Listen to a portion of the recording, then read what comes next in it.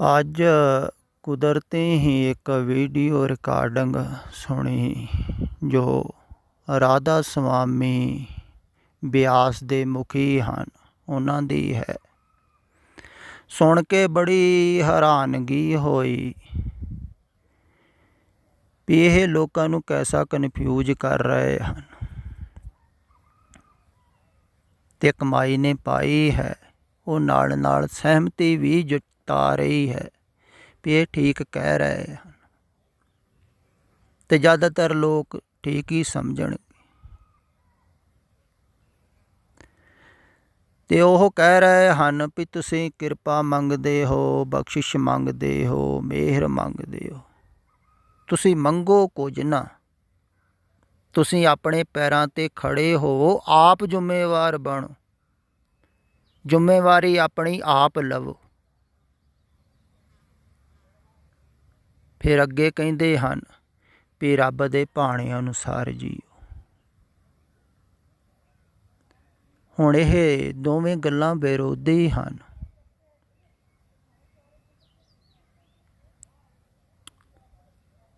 ਜਿਹੜਾ ਆਪਣੀ ਜ਼ਿੰਮੇਵਾਰੀ ਦੇ ਨਾਲ ਜੀ ਰਿਹਾ ਹੈ, ਭਾਵ ਕਿ ਆਪਣੀ ਮਰਜ਼ੀ ਦੇ ਨਾਲ ਜੀ ਰਿਹਾ ਹੈ, ਉਹੀ ਆਪਣੀ ਜ਼ਿੰਮੇਵਾਰੀ ਨਾਲ ਜੀ ਰਿਹਾ ਹੈ ਨਾ, ਤੋ ਰੱਬ ਦੇ ਭਾਣੇ ਅੰਦਰ ਕਿਵੇਂ ਜੀਵੇਗਾ। ਅਤੇ ਜਿਹੜਾ ਰੱਬ ਦੇ ਭਾਣੇ ਅੰਦਰ ਜੀ ਰਿਹਾ ਹੈ ਉਹ ਫਿਰ ਜ਼ਿੰਮੇਵਾਰੀ ਹੀ ਰੱਬ 'ਤੇ ਸੌਂਪ ਦਿੰਦਾ ਹੈ ਵੀ ਤੇਰੀ ਹੀ ਜ਼ਿੰਮੇਵਾਰੀ ਹੈ, ਮੇਰਾ ਮੁਝ ਮੇਂ ਕੁਛ ਨਹੀਂ, ਜੋ ਕੁਛ ਹੈ ਸੋ ਤੇਰਾ, ਤੇਰਾ ਤੁਝ ਕੋ ਸੌਂਪਤੇ ਕਿਆ ਲਾਗੇ। ਜਿਵੇਂ ਇਵੇਂ ਸਮਝ ਲਵੋ ਵੀ ਜਿਹੜਾ ਆਪਣੀ ਮਰਜ਼ੀ ਦੇ ਮੁਤਾਬਕ ਜੀ ਰਿਹਾ ਹੈ ਉਹ ਹੀ ਆਪਣੇ ਆਪ ਦਾ ਜ਼ਿੰਮੇਵਾਰ ਹੈ, ਅਤੇ ਜਿਹੜਾ ਗੁਰੂ ਦੀ ਮਰਜ਼ੀ ਦੇ ਮੁਤਾਬਕ ਜੀਣ ਲੱਗ ਪਿਆ, ਗੁਰੂ ਦੇ ਭਾਣੇ ਅੰਦਰ ਜੀਣ ਲੱਗ ਪਿਆ, ਉਹਦੀ ਫਿਰ ਆਪਣੀ ਜ਼ਿੰਮੇਵਾਰੀ ਖਤਮ ਹੋ ਗਈ ਨਾ, ਕਿਉਂਕਿ ਆਪਣੀ ਮਰਜ਼ੀ ਨਾ ਰਹੀ। ਅਤੇ ਆਪਣੀ ਮਰਜ਼ੀ ਦੇ ਨਾਲ ਜੀਣ ਵਾਲੇ ਤਾਂ ਧੱਕੇ ਖਾਂਦੇ ਹਨ, ਜ਼ਿੰਮੇਵਾਰੀ ਦੇ ਨਾਲ ਜੀਣ ਵਾਲੇ ਕਹਿ ਲਓ। ਇਹੋ ਹੀ ਤਾਂ ਕਿਹਾ ਹੈ ਨਾ, ਸੋ ਸਿੱਖ ਸਖਾ ਬੰਧਪ ਹੈ ਭਾਈ, ਜੋ ਗੁਰ ਕੇ ਭਾਣੇ ਵਿੱਚ ਜੀਵੇ, ਗੁਰ ਕੇ ਭਾਣੇ ਵਿੱਚ ਆਵੇ, ਜੋ ਆਪਣ ਭਾਣੇ ਚੱਲੇ ਭਾਈ, ਵਿਛੜ ਚੋਟਾਂ ਖਾਵੇ। ਜਿਹੜਾ ਗੁਰੂ ਦੇ ਭਾਣੇ ਅੰਦਰ ਆ ਗਿਆ ਉਹ ਹੀ ਸਿੱਖ ਸਖਾ ਹੈ। ਦੇਖੋ ਸਖਾ ਕਿਹਾ ਹੈ, ਸੋ ਸਿੱਖ ਸਖਾ ਬੰਧਪ ਹੈ ਭਾਈ, ਜੋ ਗੁਰ ਕੇ ਭਾਣੇ ਵਿੱਚ ਆ। ਬੜਾ ਗਹਿਰਾ ਸੰਬੰਧ ਹੋ ਗਿਆ, ਕਿਉਂਕਿ ਭਾਣੇ ਅੰਦਰ ਆ ਗਿਆ ਨਾ ਗੁਰੂ ਦੇ। ਅਤੇ ਜਿਹੜਾ ਆਪਣ ਭਾਣੇ ਚੱਲੇ ਭਾਈ, ਵਿਛੜ ਝੋਟਾ ਖਾ। ਅਤੇ ਜਿਹੜਾ ਆਪਣੇ ਭਾਣੇ ਅੰਦਰ ਚੱਲ ਰਿਹਾ ਹੈ ਉਹ ਤਾਂ ਗੁਰੂ ਦਾ ਹੈ ਹੀ ਨਹੀਂ। ਖਿਆਲ ਕਰੋ ਤੁਸੀਂ, ਗੁਰੂ ਦੇ ਨਾਲ ਸੰਬੰਧ ਹੀ ਉਦੋਂ ਜੁੜਦਾ ਹੈ ਜਦੋਂ ਆਦਮੀ ਆਪਣਾ ਭਾਣਾ ਛੱਡਦਾ ਹੈ, ਆਪਣੀ ਮਰਜ਼ੀ ਛੱਡਦਾ ਹੈ, ਗੁਰੂ ਦੀ ਮਰਜ਼ੀ ਧਾਰਨ ਕਰਦਾ, ਗੁਰੂ ਦੀ ਮੱਤ ਲੈਂਦਾ ਹੈ। ਮਰਜ਼ੀ ਦਾ ਭਾਵ ਹੈ ਗੁਰ ਕੀ ਮੱਤ ਤੂੰ ਲੇਹੇ ਆਨੇ, ਭਗਤ ਬਿਨਾਂ ਬਹੁ ਡੁੱਬੇ ਸਿਆਣੇ। ਜਿੰਨੀ ਜਿੰਨੀ ਗੁਰੂ ਦੀ ਕੋਈ ਮੱਤ ਲੈਂਦਾ ਹੈ ਓਨਾ ਓਨਾ ਹੀ ਉਹ ਗੁਰੂ ਦਾ ਹੋ ਜਾਂਦਾ ਹੈ। ਅਤੇ ਇੱਥੋਂ ਤੇ ਯਾਤਰਾ ਸ਼ੁਰੂ ਹੁੰਦੀ ਹੈ। ਗੁਰੂ ਦੇ ਨਾਲ ਸੰਬੰਧ ਹੀ ਉਦੋਂ ਜੁੜਦਾ ਹੈ ਜਦੋਂ ਸ਼ਿਸ਼ ਆਪਣੀ ਮੱਤ ਛੱਡ ਕੇ ਗੁਰੂ ਦੀ ਮੱਤ ਧਾਰਨ ਕਰਦਾ ਹੈ, ਉਦੋਂ ਹੀ ਗੁਰੂ ਵਾਲਾ ਹੁੰਦਾ। ਪਰ ਇਹ ਬਾਹਰੋਂ ਕੋਈ ਸ਼ਬਦ ਦੇ ਕੇ, ਕੋਈ ਮੰਤਰ ਦੇ ਕੇ ਗੁਰੂ ਸਿੱਖ ਦਾ ਸੰਬੰਧ ਥੋੜ੍ਹੀ ਹੋ ਜਾਂਦਾ ਹੈ। ਜਾਂ ਕੋਈ ਮਾਲਾ ਦੇ ਦਿੰਦਾ ਹੈ, ਕੋਈ ਚਰਨ ਪਾਹੁਲ ਦੇ ਦਿੰਦਾ ਹੈ, ਕੋਈ ਪਾਣੀ ਦੇ ਦਿੰਦਾ ਹੈ ਵੀ ਅੰਮ੍ਰਿਤ ਪੀ ਲਿਆ ਗੁਰੂ ਦਾ, ਗੁਰੂ ਵਾਲੇ ਹੋ ਗਏ। ਇਹ ਬਾਹਰੋਂ ਕੋਈ ਇਹ ਰੀਤੀ ਰਿਵਾਜ ਪੂਰੇ ਕਰਕੇ ਗੁਰੂ ਨਾਲ ਸੰਬੰਧ ਥੋੜ੍ਹੀ ਜੁੜਦਾ ਹੈ। ਇਹ ਕੋਈ ਦੁਨਿਆਵੀ ਸੰਬੰਧ ਥੋੜ੍ਹੀ ਹੈ ਗੁਰੂ ਸਿੱਖ ਦਾ। ਗੁਰੂ ਸਿੱਖ ਦਾ ਸੰਬੰਧ ਅਧਿਆਤਮਿਕ ਹੈ, ਅੰਦਰੋਂ ਹੈ, ਗਹਿਰਾ ਹੈ। ਇਹ ਬਾਹਰੋਂ ਕਿਸੇ ਗੱਲ 'ਤੇ ਨਿਰਭਰ ਥੋੜ੍ਹੀ ਹੈ। ਫਿਰ ਬਾਹਰੋਂ ਕੋਈ ਮੰਤਰ ਦੇ ਦਿੱਤਾ ਅਤੇ ਗੁਰੂ ਦਾ ਕੰਮ ਪੂਰਾ ਹੋ ਗਿਆ। ਮੰਤਰਾਂ ਦਾ ਜਾਪ ਕਰੋ ਅਤੇ ਆਪਣੀ ਮਰਜ਼ੀ ਦੇ ਮੁਤਾਬਕ ਜੀਓ, ਆਪਣੀ ਜ਼ਿੰਮੇਵਾਰੀ ਸਾਂਭੋ। ਹੁਣ ਤੁਹਾਡੀ ਜ਼ਿੰਮੇਵਾਰੀ, ਆਪਣੀ ਕੋਈ ਜ਼ਿੰਮੇਵਾਰੀ ਅਤੇ ਐਸੀ ਕੋਈ ਜ਼ਿੰਮੇਵਾਰੀ ਲੈਂਦਾ ਵੀ ਨਹੀਂ ਹੈ। ਖਿਆਲ ਵਿੱਚ ਰੱਖਿਓ, ਥੋੜ੍ਹੀ ਜਿਹੀ ਗੱਲ ਥੋੜ੍ਹੀ ਸੂਖਸ਼ਮ ਹੈ, ਸ਼ਾਇਦ ਤੁਹਾਡੇ ਖਿਆਲ ਵਿੱਚ ਆਵੇ।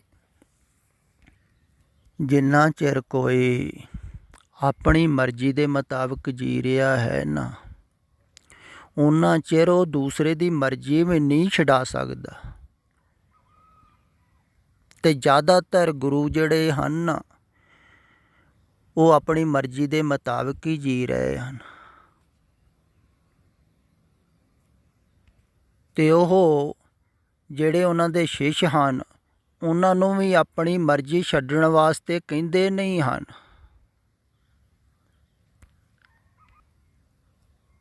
ਕਿਉਂਕਿ ਉਹਨਾਂ ਨੂੰ ਲੱਗਦਾ ਹੈ ਬਹੁਤ ਵੱਡੀ ਜ਼ਿੰਮੇਵਾਰੀ ਹੈ। ਅਗਰ ਤੁਸੀਂ ਦੂਸਰੇ ਨੂੰ ਕਹਿ ਦਿਓ ਵੀ ਤੂੰ ਆਪਣੀ ਮਰਜ਼ੀ ਛੱਡ, ਮੇਰੀ ਮਰਜ਼ੀ ਦੇ ਮੁਤਾਬਕ ਜੀ, ਅਤੇ ਸਾਰੀ ਹੀ ਜ਼ਿੰਮੇਵਾਰੀ ਤੁਹਾਡੀ ਹੋ ਜਾਂਦੀ ਹੈ।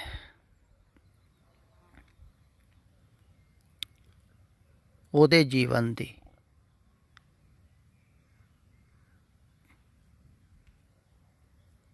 ਅਤੇ ਦੂਸਰੇ ਦੇ ਸਾਰੇ ਹੀ ਜੀਵਨ ਦੀ ਜ਼ਿੰਮੇਵਾਰੀ ਲੈਣੀ ਕੋਈ ਵੀ ਨਹੀਂ ਲੈਂਦਾ ਹੈ, ਕਹਿੰਦੇ ਹਨ।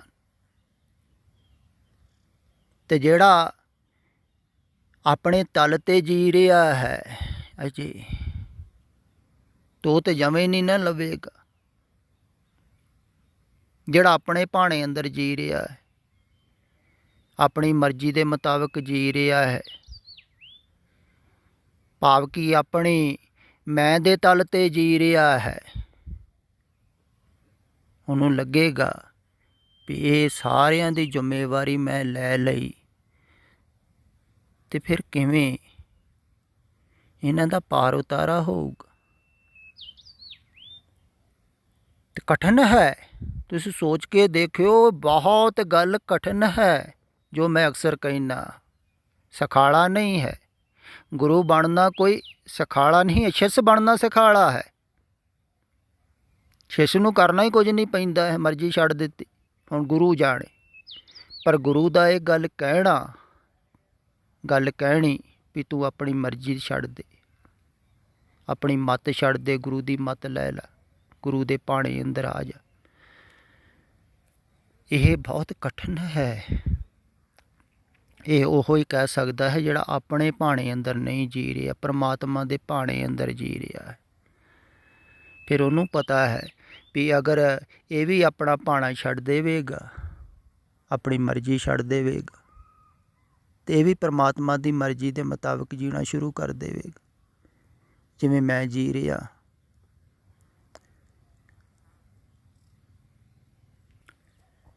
ਬਾਹਰੋਂ ਮਰਜ਼ੀਆਂ ਭਿੰਨ ਭਿੰਨ ਹਨ ਸਾਰਿਆਂ ਦੀ ਅਲੱਗਾ ਮਰਜ਼ੀ ਹੈ, ਕਿਉਂਕਿ ਅਲੱਗਾ ਵਿਚਾਰਧਾਰਾ ਹੈ, ਅਲੱਗਾ ਖਿਆਲ ਹਨ। ਜਿਵੇਂ ਗੁਰਪ੍ਰੀਤ ਨੇ ਆਹ ਬਹੁਤ ਵਧੀਆ ਲਿਖਿਆ ਹੈ ਲੇਖ, ਵੀ ਸ਼ਬਦ ਕਿਤਨੀ ਵੀ ਸਮਝਦਾਰੀ से इस्तेमाल कीजिए, फिर भी सुनने वाला अपनी योग्यता और मन के विचारों के अनुसार ही उसका मतलब समझता है। ਤੁਸੀਂ ਜੋ ਵੀ ਮਤਲਬ ਸਮਝਦੇ ਹੋ ਆਪਣੇ ਵਿਚਾਰਾਂ ਨਾਲ, ਆਪਣੀ ਸਮਝ ਦੁਆਰਾ, ਕਿਉਂਕਿ ਤੁਹਾਡੀ ਸਮਝ ਅਲੱਗਾ ਹੈ, ਵਿਚਾਰ ਅਲੱਗਾ ਹੈ, ਇਸ ਕਰਕੇ ਤੁਹਾਡੀ ਮਰਜ਼ੀ ਭਿੰਨ ਭਿੰਨ ਹੈ। ਬਾਹਰੋਂ ਤੁਸੀਂ ਭਿੰਨ ਭਿੰਨ ਹੋ, ਪਰ ਅੰਦਰੋਂ ਜਿਹੜਾ ਦੇਖ ਰਿਹਾ ਹੈ ਨਾ, ਉਹ ਜਾਣਦਾ ਹੈ ਵੀ ਤੁਸੀਂ ਸਭ ਅਭਿੰਨ ਹੋ।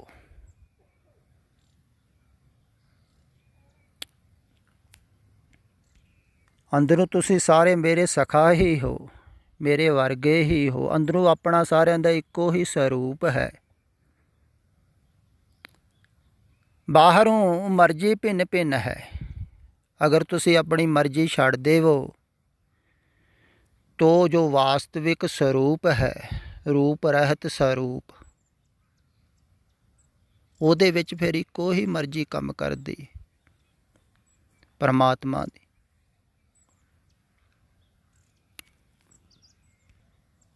ਉੱਥੇ ਜਾ ਕੇ ਪਤਾ ਲੱਗਦਾ ਹੈ ਵੀ ਪਰਮਾਤਮਾ ਦੀ ਹੀ ਮਰਜ਼ੀ ਕੰਮ ਕਰਦੀ। ਸਭ ਮੇਂ ਵਰਤੇ ਸੱਚਾ ਸੋਈ, ਤਿਸਕਾ ਕੀਆ ਸਭ ਕੁਛ ਹੋਈ। ਪਰ ਬਾਹਰ ਆਪਣੀ ਆਪਣੀ ਮਰਜ਼ੀ ਦੇ ਮੁਤਾਬਕ ਜੀਣ ਕਰਕੇ ਹੀ ਆਦਮੀ ਦੁੱਖ ਪਾ ਰਿਹਾ ਹੈ। ਕਿਉਂਕਿ ਆਦਮੀ ਸੋਚ ਰਿਹਾ ਹੈ ਵੀ ਮੇਰੀ ਜ਼ਿੰਮੇਵਾਰੀ ਹੈ, ਮੈਂ ਜੀਣਾ ਹੈ,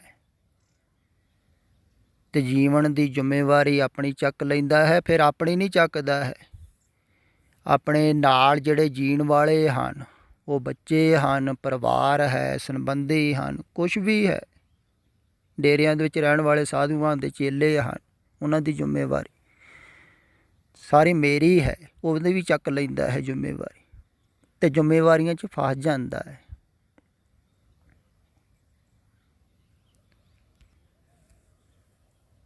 ਅਤੇ ਬਾਹਰੋਂ ਆਪਣੀ ਆਪਣੀ ਜ਼ਿੰਮੇਵਾਰੀ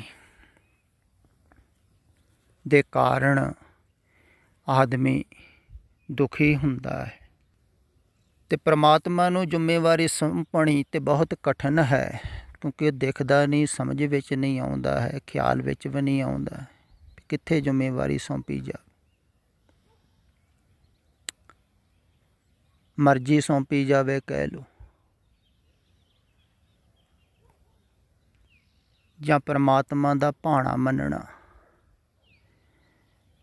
ਦਰਅਸਲ ਕਹਿ ਦਿੰਦੇ ਹਨ ਲੋਕ, ਅਕਸਰ ਕਹਿੰਦੇ ਹਨ ਵੀ ਅਸੀਂ ਰਜਾ ਵਿੱਚ ਜੀ ਰਹੇ ਹਾਂ, ਭਾਣੇ ਅੰਦਰ ਜੀ ਰਹੇ ਹਾਂ। ਪਰ ਭਾਣੇ ਅੰਦਰ, ਰਜਾ ਅੰਦਰ ਆਦਮੀ ਓਨਾ ਚਿਰ ਨਹੀਂ ਜੀਂਦਾ ਹੈ ਜਿੰਨਾ ਚਿਰ ਵਿਚਾਰ ਚੱਲ ਰਹੇ ਹਨ, ਸੋਚ ਰਿਹਾ ਹੈ। ਇਹ ਗੱਲ ਖਿਆਲ ਵਿੱਚ ਰੱਖਣ ਯੋਗ ਹੈ, ਕਿਉਂਕਿ ਸੋਚ ਕਿਉਂ ਰਹੇ ਹੋ ਤੁਸੀਂ? ਅਗਰ ਸਭ ਕੁਛ ਪਰਮਾਤਮਾ ਦੁਆਰਾ ਭਾਣੇ ਅੰਦਰ ਹੋ ਰਿਹਾ ਹੈ, ਰਜਾ ਅੰਦਰ ਹੋ ਰਿਹਾ, ਫਿਰ ਸੋਚ ਕਿਉਂ ਰਹੇ ਹੋ? ਪਰ ਤੁਸੀਂ ਜਾਣਦੇ ਹੋ ਵੀ ਅਸੀਂ ਸੋਚਾਂਗੇ ਨਹੀਂ, ਵਿਚਾਰਾਂਗੇ ਨਹੀਂ, ਅਤੇ ਅਸੀਂ ਜੀਵਾਂਗੇ ਕਿਵੇਂ? ਤੁਸੀਂ ਡਰਦੇ ਹੋ, ਅਤੇ ਇਸ ਕਰਕੇ ਪਰਮਾਤਮਾ ਦਾ ਭਾਣਾ ਸਵੀਕਾਰ ਕਰਨਾ ਬਹੁਤ ਕਠਿਨ ਹੈ, ਪਰਮਾਤਮਾ ਦੀ ਰਜਾ ਅੰਦਰ ਜੀਣਾ। ਅਤੇ ਪਰਮਾਤਮਾ ਨੇ ਹੀ ਇੱਕ ਜੋ ਸਰਗੁਣ ਰੂਪ ਰਚਿਆ ਹੈ ਨਾ, ਉਹਦੇ ਸਹਾਰੇ ਆਪਣੀ ਮਰਜ਼ੀ ਛੱਡੀ ਜਾਂਦੀ ਹੈ। ਉਹ ਵੀ ਪਰਮਾਤਮਾ ਦਾ ਰੂਪ ਹੈ, ਅਤੇ ਜਿਨ੍ਹਾਂ ਦੀ ਮਰਜ਼ੀ ਛੱਡਣੀ ਹੈ ਉਹ ਵੀ ਪਰਮਾਤਮਾ ਦੇ ਹੀ ਰੂਪ ਹਨ। ਅਤੇ ਪਰਮਾਤਮਾ ਹੀ ਮਰਜ਼ੀ ਨੂੰ ਛਡਾਉਂਦਾ ਹੈ, ਅਤੇ ਜਿਹੜਾ ਆਪਣੀ ਮਰਜ਼ੀ ਛੱਡ ਦਿੰਦਾ ਹੈ, ਆਪਣੀ ਜ਼ਿੰਮੇਵਾਰੀ ਹੀ ਛੱਡ ਦਿੰਦਾ। ਕਹਿੰਦਾ ਮੇਰੀ ਜ਼ਿੰਮੇਵਾਰੀ ਕਾਹਦੀ? ਹੁਣ ਸਾਰੇ ਹੀ ਗੁਰੂ ਦੀ ਜ਼ਿੰਮੇਵਾਰੀ, ਅਤੇ ਕੋਈ ਵੀ ਗੁਰੂ ਜ਼ਿੰਮੇਵਾਰੀ ਲੈਣ ਨੂੰ ਤਿਆਰ ਨਹੀਂ ਹੈ ਬਾਹਰ। ਬਸ ਗੁਰੂ ਬਣ ਬੈਠਦੇ ਹਨ, ਬਹੁਤ ਗੁਰੂ ਹਨ, ਬਹੁਤ ਸ਼ਿਸ਼ ਹਨ, ਕਹਿੰਦੇ ਹਨ ਜ਼ਿੰਮੇਵਾਰੀ ਸਾਰੀ ਤੁਹਾਡੀ, ਤੁਸੀਂ ਆਪਣੀ ਜ਼ਿੰਮੇਵਾਰੀ ਸੰਭੋ। ਅਤੇ ਉਹਨਾਂ ਨੂੰ ਮੰਤਰ ਦੇ ਦਿੰਦੇ ਹਨ, ਕੋਈ ਉਪਦੇਸ਼ ਦੇ ਦਿੰਦੇ ਹਨ।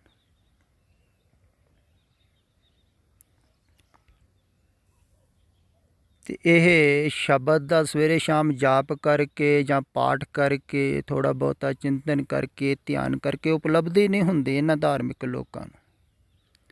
ਸਿਰਫ ਇਹੋ ਹੀ ਹੈ ਵੀ ਇਹ ਜਿਹੜੇ ਬਾਹਰ ਮੁਖੀ ਧਾਰਮਿਕ ਲੋਕ ਹਨ ਐਸੇ, ਇਹਨਾਂ ਨਾਲ ਥੋੜ੍ਹੀ ਜਿਹੀ ਸੁਵਿਧਾ ਬਣੀ ਰਹਿੰਦੀ ਹੈ ਸਮਾਜ ਵਿੱਚ। ਮੈਂ ਅਕਸਰ ਕਹਿੰਦਾ ਵੀ ਜ਼ਿਆਦਾ ਹਿੰਸਾ, ਅਤਿਆਚਾਰ ਨਹੀਂ ਹੁੰਦਾ ਹੈ, ਥੋੜ੍ਹੀ ਜਿਹੀ ਸ਼ਾਂਤੀ ਬਣੀ ਰਹਿੰਦੀ ਹੈ, ਥੋੜ੍ਹਾ ਜਿਹਾ ਭਾਈਚਾਰਾ ਬਣਿਆ ਰਹਿੰਦਾ ਹੈ, ਲੇਕਿਨ ਉਪਲਬਧੀ ਨਹੀਂ ਹੁੰਦੀ ਹੈ। ਉਪਲਬਧੀ ਉਨਾ ਚਿਰ ਨਹੀਂ ਹੁੰਦੀ ਹੈ ਜਿੰਨਾ ਚਿਰ ਪੂਰੇ ਤੇ ਪੂਰਾ ਹੀ ਮਨ ਭੇਟ ਨਾ ਕੀਤਾ ਜਾਵੇ ਗੁਰੂ। ਮਰਜ਼ੀ ਭੇਟ ਕਰਨੀ, ਉਹਨੂੰ ਹੀ ਕਿਹਾ ਹੈ ਮਨ ਭੇਟ ਕਰਨਾ, ਮੱਤ ਭੇਟ ਕਰਨੀ। ਅਤੇ ਮੱਤ ਭੇਟ ਕਰਨੀ ਜਾਂ ਮੱਤ ਗੁਰੂ ਦੀ ਲੈਣੀ, ਉੱਥੋਂ ਹੀ ਸੰਬੰਧ ਜੁੜਦਾ ਹੈ ਗੁਰੂ ਦੇ ਨਾਲ। ਬਾਹਰੋਂ ਮੰਤਰਾਂ ਤੰਤਰਾਂ ਨਾਲ ਸੰਬੰਧ ਥੋੜ੍ਹੀ ਜੋੜਦਾ। ਇਸੇ ਕਰਕੇ ਮੈਂ ਮੰਤਰ ਤੰਤਰ ਕੋਈ ਦਿੰਦਾ ਨਹੀਂ ਹੈ ਬਾਹਰੋਂ, ਕੋਈ ਵੀ ਸੰਬੰਧ ਨਹੀਂ ਬਣਾਉਂਦਾ ਹਾਂ ਬਾਹਰ। ਅਤੇ ਮੈਂ ਵੀ ਕਹਿੰਦਾ ਮੈਂ ਕਿਸੇ ਦਾ ਵੀ ਗੁਰੂ ਨਹੀਂ ਹਾਂ। ਹਾਂ, ਕੋਈ ਇਸ ਰਿਸ਼ਤੇ ਨੂੰ ਸਵੀਕਾਰ ਕਰ ਸਕਦਾ ਹੈ ਆਪਣੀ ਮਰਜ਼ੀ ਛੱਡ ਕੇ, ਇਹ ਗੱਲ ਖਿਆਲ ਵਿੱਚ ਰੱਖਿਓ। ਅਤੇ ਰਿਸ਼ਤਾ ਉਦੋਂ ਹੀ ਬਣੇਗਾ ਜਦੋਂ ਆਪਣਾ ਭਾਣਾ ਛੱਡੇਗਾ, ਆਪਣੀ ਮਰਜ਼ੀ ਛੱਡਦਾ ਹੈ ਕੋਈ, ਉਦੋਂ ਹੀ ਸੰਬੰਧ ਬਣਦਾ ਹੈ, ਅਤੇ ਆਂਤਰਿਕ ਸੰਬੰਧ ਹੈ, ਬਾਹਰੋਂ ਨਹੀਂ। ਅਤੇ ਜਿੰਨਾ ਜਿੰਨਾ ਕੋਈ ਆਪਣੀ ਮਰਜ਼ੀ ਛੱਡਦਾ ਹੈ ਜਾਂ ਮੱਤ ਛੱਡਦਾ ਹੈ ਜਾਂ ਮਨ ਦੀਆਂ ਆਦਤਾਂ ਛੱਡਦਾ ਹੈ, ਸਮਰਪਿਤ ਹੁੰਦਾ ਹੈ ਜਿੰਨਾ ਜਿੰਨਾ, ਓਨਾ ਹੀ ਉਹ ਗੁਰੂ ਵਾਲਾ ਹੁੰਦਾ ਜਾਂਦਾ ਅਤੇ ਗੁਰੂ ਦੇ ਨਾਲ ਸੰਬੰਧ ਜੁੜਦਾ ਹੈ। ਤਾਂ ਬਾਹਰੋਂ ਘੋਸ਼ਣਾ ਕਰਨ ਦੀ ਵੀ ਨਹੀਂ ਲੋੜ ਹੈ। ਇਸ ਕਰਕੇ ਮੈਂ ਕਦੇ ਨਹੀਂ ਕਹਿੰਦਾ ਹਾਂ ਮੈਂ ਗੁਰੂ ਹਾਂ, ਮੇਰੇ ਇੰਨੇ ਸ਼ਿਸ਼ ਹਨ। ਨਹੀਂ, ਮੈਂ ਤਾਂ ਹਾਂ ਹੀ ਨਹੀਂ, ਮੈਂ ਤਾਂ ਸਿਰਫ ਤੁਹਾਡੇ ਵਰਗਾ ਹੀ ਹਾਂ, ਇੱਕ ਸਹਾਰਾ ਬਣ ਸਕਦਾ ਹਾਂ ਅਗਰ ਤੁਸੀਂ ਸਹਾਰਾ ਲਓ ਤਾਂ। ਅਤੇ ਓਨਾ ਹੀ ਸਹਾਰਾ ਮਿਲਦਾ ਰਹੇਗਾ ਜਿੰਨੀ ਜਿੰਨੀ ਤੁਸੀਂ ਆਪਣੀ ਮਰਜ਼ੀ ਛੱਡਦੇ ਰਹੋਗੇ, ਅਤੇ ਓਨੇ ਹੀ ਤੁਸੀਂ ਪਰਮਾਤਮਾ ਦੀ ਮਰਜ਼ੀ ਦੇ ਕੋਲ ਜਾਂਦੇ ਰਹੋਗੇ ਜਾਂ ਗੁਰੂ ਦੇ ਕੋਲ ਜਾਂਦੇ ਰਹੋਗੇ। ਗੁਰੂ ਦੇ ਨਾਲ ਸੰਬੰਧ ਜੁੜਦਾ ਰਹੇਗਾ ਗੁਰੂ ਦੇ ਪਾਣੇ ਅੰਦਰ। ਅਤੇ ਜਦੋਂ ਕੋਈ ਪੂਰੀ ਹੀ ਮਰਜ਼ੀ ਛੱਡ ਦਿੰਦਾ ਹੈ, ਪੂਰਾ ਹੀ ਭਾਣਾ ਮੰਨ ਲੈਂਦਾ ਹੈ, ਮਨ ਛੁੱਟ ਜਾਂਦਾ ਹੈ, ਉਦੋਂ ਉਹ ਜਾਣਦਾ ਹੈ ਵੀ ਅੰਦਰੋਂ ਤਾਂ ਅਸੀਂ ਸਭ ਇੱਕ ਹਾਂ, ਇੱਕੋ ਹੀ ਮਰਜ਼ੀ ਕੰਮ ਕਰ ਰਹੀ ਹੈ। ਗੁਰੂ ਦੇ ਅੰਦਰ ਵੀ ਸ਼ਿਸ਼ ਦੇ ਅੰਦਰ ਵੀ ਕੋਈ ਭਿੰਨ ਭੇਦ ਨਹੀਂ ਹੈ। ਉਦੋਂ ਸ਼ਿਸ਼ ਗੁਰੂ ਹੋ ਜਾਂਦਾ ਹੈ, ਗੁਰੂ ਸ਼ਿਸ਼ ਹੋ ਜਾਂਦਾ ਹੈ।